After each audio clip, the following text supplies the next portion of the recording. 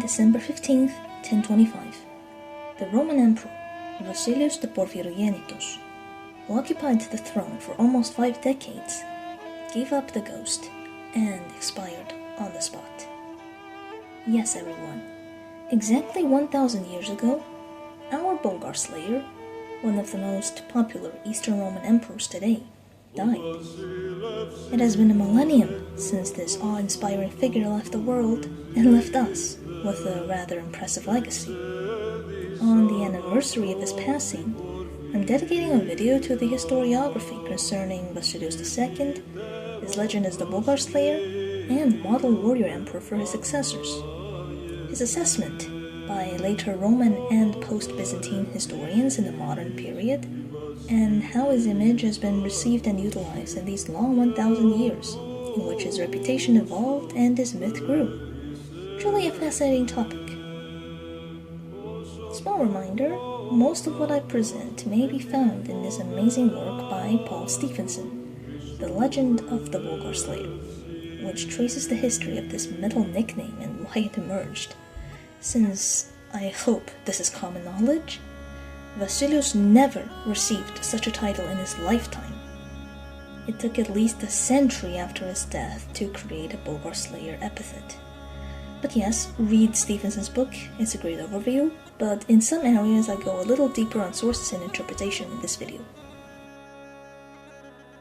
When Basileios lived, historiography was really in a bad state. He was a rather humble and ascetic emperor, so he didn't fund the court historians or culture in general. So we don't have some account of his reign like we do even for his militaristic predecessors, the generals Niketas Choniates and Ioannes Skylitzes, who had loyal sources, like the history of Leon the Deacon and the soldier poet Ioannes Skylitzes, to document and praise their reigns. Neither talked about Basileios a lot, and in the case of Skylitzes, he was even quite ironic about the young Macedonian emperor due to his earlier failures against the Bulgarians. So, not at all the immortal Bulgarslayer legend we see him today.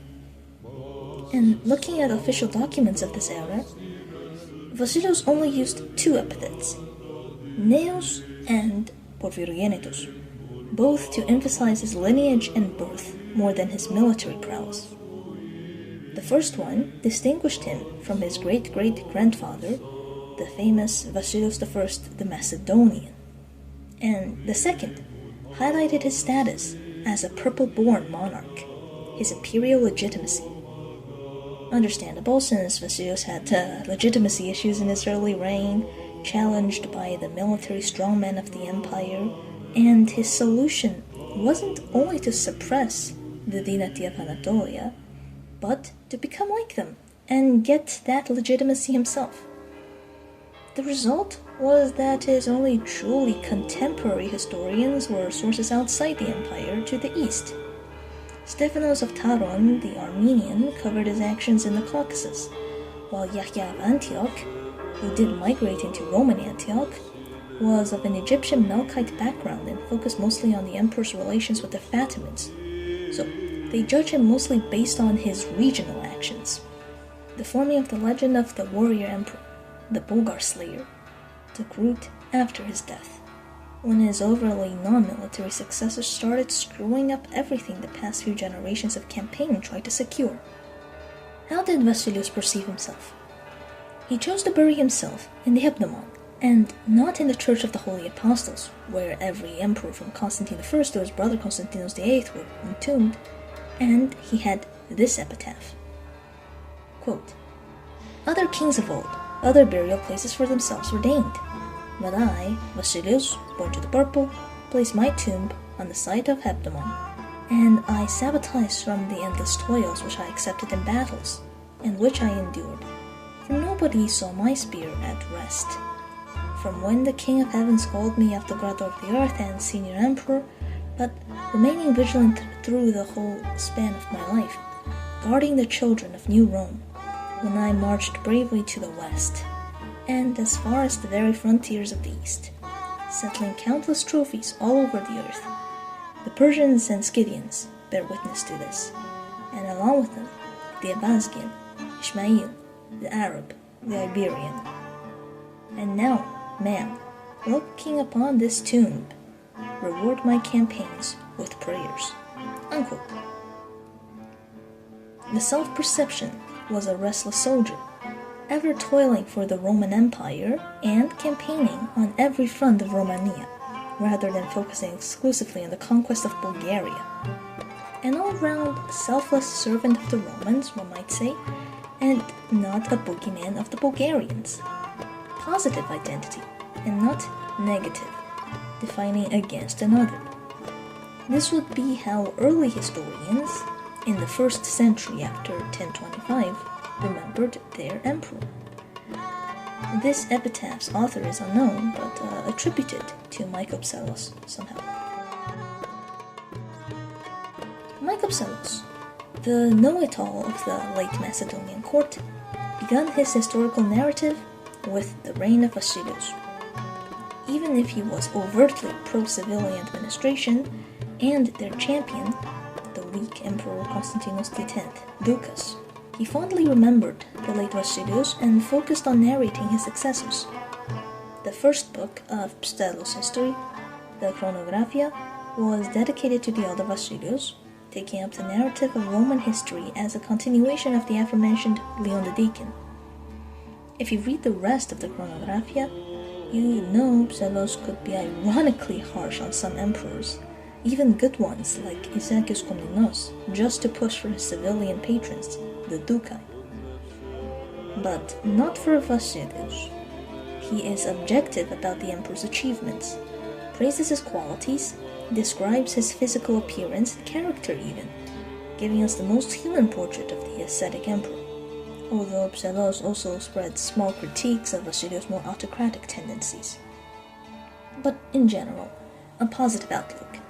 And same goes for another late 11th century Roman writer, Kikavmenos, the author of the Strategikon.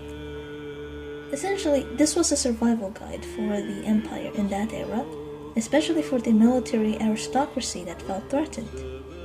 In it, of course, Kikavmenos had older family members who fought in Basileios' campaigns and remember them.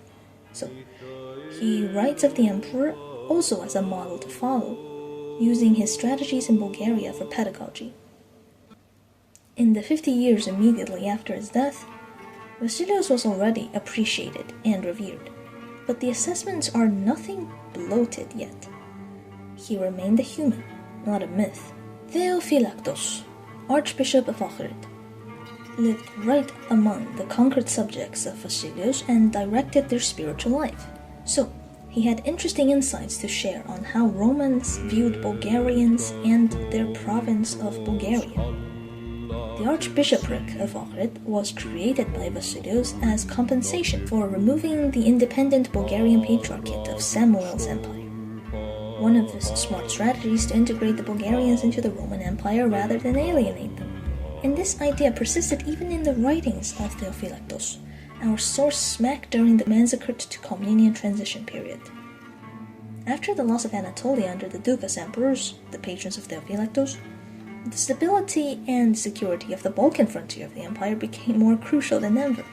And you see when you read Theophylactos that even though he deplored the Bulgarians' lack of culture and the roughness of their country, he genuinely loved his flock and worked in their best interest, till the imperial circle, be they Dukai or Komnene, to restrain the pitiless tax collectors from Constantinople and lobbying for his archbishopric.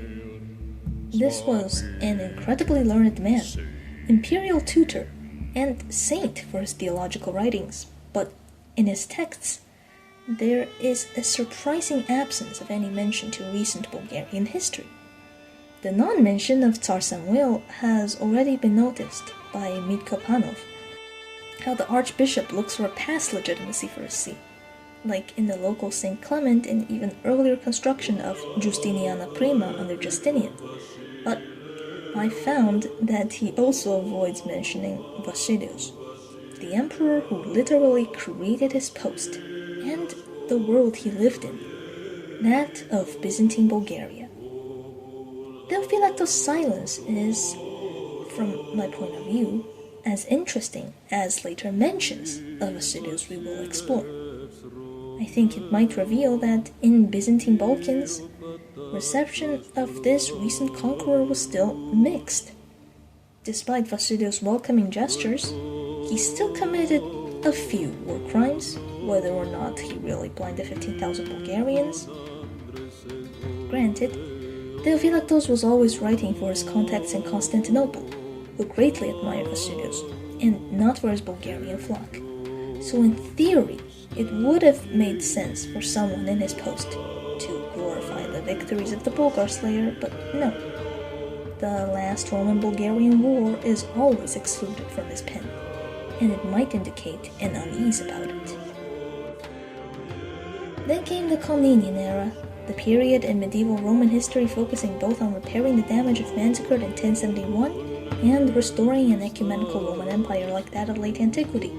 Both needed extensive military might projection, and the figure of Basileios became attractive for Komnenian historians for this reason, and that he was the one who promoted this dynasty in the first place.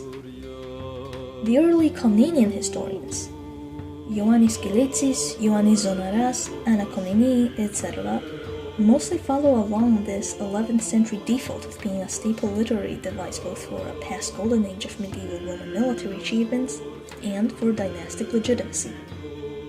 Skylitzes was commissioned by the Komnene, so he made special reference to two Komnene ancestors in the reign of Basileios to emphasize the role they played back then, and it is speculated that the historian overhyped the contributions of the dynasty, like Nikiforos Xiphias and his heroics at the Battle of Kleidion, as an effort by his Komnenian paymasters to recall the dynasty of the empire of their past glories and encourage them to get back to that standard. Skylitzes is also from whom we have the most complete historical account of the reign of Basileios, covering every aspect. So you can really see the Komnenian desire to associate themselves with their Macedonian patron this early on, and to promote him as a model for themselves and their subjects, highlighting his virtues like his careful campaigning and frugal lifestyle. Zonaras covered the entirety of Roman history until his day, so naturally he treated the subject of Basileios' reign too, but he was more critical, like he was critical of the Komnenian dynasty too. He called out the Macedonian emperor for his autocracy and spurning of Roman institutions, which he also blames the Komnene for. So, even adversely, Zonaras was furthering the argument that the Komnene were deeply inspired by Basileios, bad as well as good. Anna Komnene went even further than Skylitzes in retconning Komnenian importance in the reign of Basileios, proving the point that her dynasty was always loyal and cool and helped the best emperor in recent memory. Those were all figures active mostly in the reign of Alexios I Komnenos. They were not so deep in the Basileios idolization yet. Then came the reigns of Ioannes II and Manuel I Komnenos, when military success and valor became extolled to the high heavens. The spirit of the court was really having a phase when they lauded the heroics of classical antiquity, and it was in this milieu that we saw the return of the cognomina de victarum gentium, that system of giving out metal nicknames to Roman generals for a people they conquered, and that every Roman bull loves and asks if the medieval Romans had. Well, they did, in the Komnenian era. So Scipio Africanus was named Africanus for his victory over the Carthaginians. Then we had scores of Germanici, Britannici, etc. And I'm not sure why they died out for a long period, but they were back. And we find that the court poet Theodros Prodromos addressed Ioannes II as ruin of the Persians and slayer of the Scytho-Dalmatians, Scytho-Dalmactotonos, introducing the Slayer nickname. Elsewhere, Ioannes might have been known in the Balkans by a more classical epithet of Koumanos for his victory over the Pechenegs, and his son Manuel went all aboard with his extravagant cognomens. In a conciliar edict of 1166, Manuel proclaimed himself as, and I quote, Ισαυρικός, Κιλικικός, Αρμενικός, Δαλματικός, Ουγγρικός, Βοσνικός, Χρωβατικός, Λαζικός, Ιβηρικός, Βουλγαρικός, Σερβικός, Ζιχνικός, Χαζαρικός, Gothicos. Unquote. I need water, but you get the gist. He slew every neighboring people. Among those titles is Bulgarikos, even though Manuel conducted no campaigns against the Bulgarians, who were securely in his empire. So, you see the beginning of the concept of Bulgar slaying too, even though Basileios was still not the Bulgar slayer yet.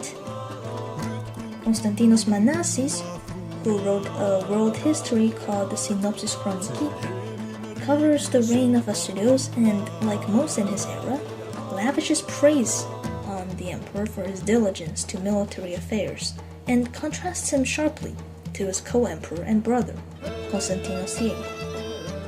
But no Bulgar slayer mentioned. And again, in another writer, the polymath Ioannes Skylitzes, still also no Bulgar slaying mentioned, even though he mentions the conquest of Bulgaria. Then, with the fall of the Komnene and on the road to the dissolution, that was 1204, the Bulgar slayer myth was created as a result of the nostalgic Romans yearning for their glorious past, now that they were bullied by all the peoples who they once mastered, even back in the Komnenian, the Latins, and most importantly the Bulgarians, who finally revolted and established the Second Bulgarian Empire. Basileios' epithet of Boulgaroktonos was used for the first time in the late 12th or early 13th century, during the reign of Emperor Isakios II Angelos, the man who dethroned the Komnene and accidentally allowed the revival of the Bulgarian Empire under Peter and Hassan due to his expensive wedding. Our historian Niketas Choniates, before the traumas of 1204, was really rooting for Isakios to defeat the Bulgarians, and there were attempts to compare Angelos to Basileios, now known as the Boulgaroktonos, for the first time. Niketas called Isakios Varvaroktonos, barbarian slayer, at this wedding, and in his history, he describes a scene when a judge said Isakios was offending the soul of the Bulgar slayer, and this shows the title was widely used already among the populace in the 1180s at least. Another usage of Boulgaroktonos was by Nikolaos Misaritis when he was describing the Church of the Holy Apostles in the 1190s or early 1200s, when he doesn't even mention Basileios by name, but simply referred to the Bulgar slayer, which every Roman was assumed to be familiar with. Basileios Boulgaroktonos was born. On the Bulgarian side, the wars between the Romans and the Second Bulgarian Empire also made them look for their own propaganda.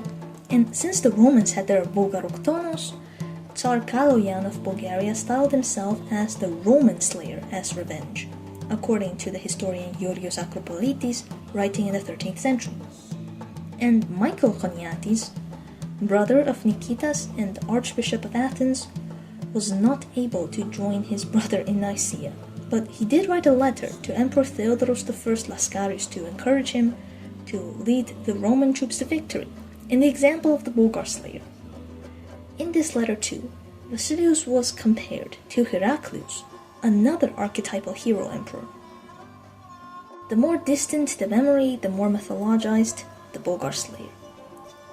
In the late 13th century, when the Nicaeans reconquered Constantinople in 1261, they found the tomb of Basileios in the Hebdomon, and the historian Georgios Pachymeres took special care to describe the Roman soldiers' discovery in detail. True, Pachymeres is extremely wordy about everything, but this episode is given special care, as was the desecrated corpse of Basileios.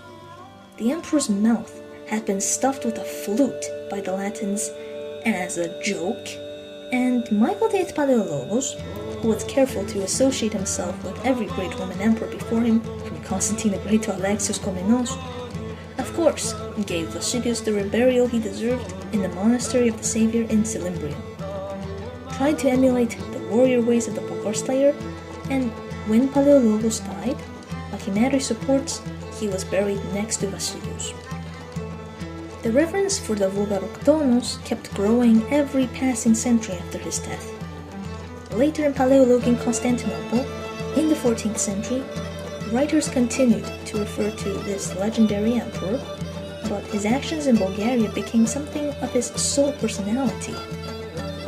The polymath historian Nikiforos Grigoras, for example, noted how the Bulgarslayer finally defeated and enslaved the Bulgarians, and accounts had less and less historical accuracy every time.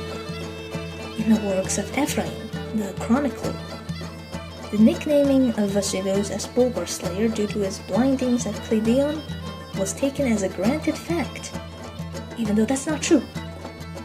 The last actually medieval Roman historiographical source I wish to examine was from Trebizond.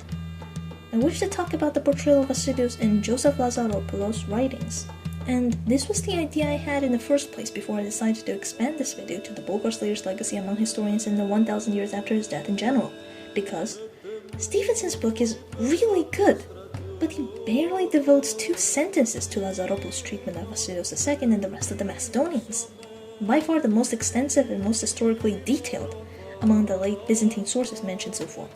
So I guess it's up to me to give you a brief introduction on this because it's a topic that necessitates much more scholarly attention than it has received. Now, Lazaropoulos is simply following the traditions of the Komnenian Macedonian connection already in place by the 12th century, as his emperors in Trebizond, the Megali Komnene, claimed as much legitimacy from the Macedonian emperors as the OG Komnene in Constantinople, and especially in the mid-14th century, when Lazaropoulos was active, there seemed to be a revival in Trebizond on their Macedonian heritage, for some unknown reason that deserves investigation. You'll notice that the imperial name, Basileios, was never used again for any monarch in Constantinople after the Bulgarslayer, and it was a rare name in general among later Romans, except in Trebizond. And you'll find the only other emperor Basileios in history besides Basileios I the Macedonian and Basileios II the Bulgarslayer, Basileios Megas Komnenos, the famous Basileios who had 2 wives. He wasn't really supposed to be emperor. As I've explained, the Komnene had a weird naming fetish of following the Aima pattern. So, it's a mystery why his father, Emperor Alexios II, chose this name for his youngest son. Maybe it was due to the influence of his brilliant court scholar, Konstantinos Manasses, who was an immigrant from Byzantine Macedonia and proud of his origin. Or maybe one day Alexios was wandering about trying to find a non-repetitive name for his last son, and he came across one of the Macedonian-era structures in Trebizond, and he said, Eureka! Yes, Trebizond the city has quite a connection with the Macedonians even before the Komnene came. The oldest standing church there today, the Church of St. Anna, was proudly restored by Basileios I the Macedonian and his sons in 885, and the city was graced with the presence of Basileios II the Bulgarslayer in 1021, during his Georgian campaigns, and as the imperial guest, he conducted many works. So all of this is just to set up the context for Trebizond and the Macedonians, and with this in mind, the Metropolitan Joseph Lazaropoulos of Trebizond, working under Basileios Megas Komnenos and his son Alexios III, wrote a compilation of the miracles of the patron saint of Trebizond, Saint Ioannes, and most of those take place in the Macedonian era, 9th to 11th century, so a lot of historical details were mentioned, and it is a very valuable source to see how 14th century Romans viewed their own history. And it might be that Lazaropoulos had access to a lost Macedonian source, used by both Skylitzes and Zonaras, to know this much.